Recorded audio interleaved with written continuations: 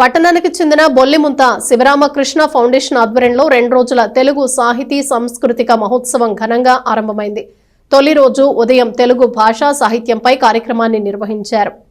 పాఠశాల స్థాయి నుంచి పీజీ వరకు తెలుగు భాష సబ్జెక్టుగా ఉండాల్సిందేనని ప్రముఖ రచయిత, కవి, విమర్శకుడు, కేంద్ర సాహిత్య అకాడమీ అవార్డు గ్రహీత పాపినేని శివశంకర్ అన్నారు.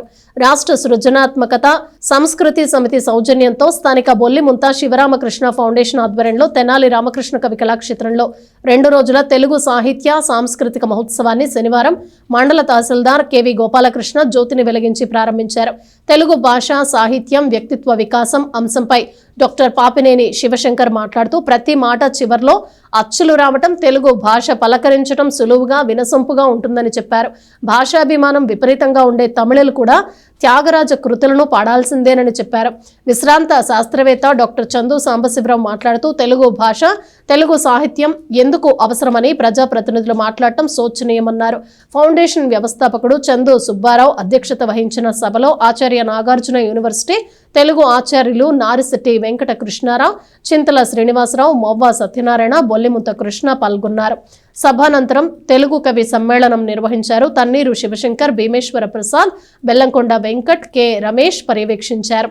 అట్లాంటి అంత భాషాభిమానం ఉన్నటువంటి తమిళులు కూడా తప్పనిసరిగా తెలుగు మాట్లాడకపోయినా సరే వాళ్ళు తెలుగు కృతుల్ని వాళ్ళు ఆలపించాల్సిందే. ఎందువలన మన భాష యొక్క మాధుర్యం అది. సుందర తెనుంగు అని సుబ్రహ్మణ్య భారతి లాంటి తమిళ మహాకవి కూడా మన తెలుగు భాషను గురించి ఆ విషయం చెప్పాడు.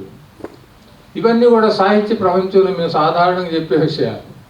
అందువలన తెలుగు భాష గొప్పది అని చెప్పి మనం సంతోషపడవచ్చు, అందులో సందేహం లేదు.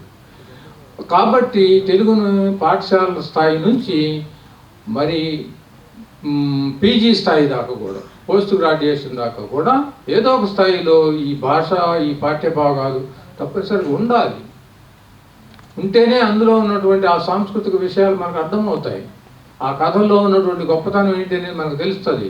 ఆ మిత్రభేదం ఇట్లాంటి పాఠ్యభాగాలు ఉంటేనే దాంట్లో ఉన్నటువంటి భాషా విశేషాలు మొదలు నైతిక విలువలు ఇవన్నీ కూడా మనం నేర్చుకోగలుగుతాం. మన ప్రక్రియలు ఏంటో మనకు తెలుసు. మనిషి ఉపయోగిస్తున్న భాష, ఆ భాషకున్న స్ట్రక్చరు, ఆ భాషకున్న ఫ్రేమ్వర్క్, ఆ భాషకున్నటువంటి ఫ్రేమ్వర్క్లో జరుగుతున్నటువంటి సాహితీ ప్రక్రియల ద్వారా మనం ఒకళ్ళనొకళ్ళతో మాట్లాడుకోవటం, సంభాషించుకోవటం, వ్యక్తీకరించడమే కాకుండా ఒక తరం నుంచి ఇంకో తరానికి మన జ్ఞానాన్ని అందించగలుగుతున్నాం, మన భావాల్ని అందించగలుగుతున్నాం.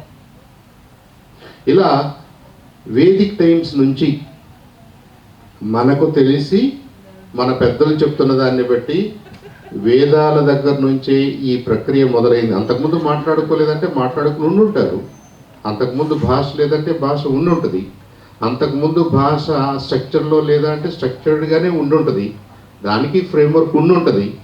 కాకపోతే కొంత జ్ఞాన సముపార్జన జరిగిన తర్వాత వచ్చిన గ్రంథాలు అనుకోండి, ఇంకేదన్నా అనుకోండి, అవి మనకి వేదాల రూపంలో మనం స్టార్టింగ్ పాయింట్గా అనుకుంటున్నాం. That may be limitation of our vision.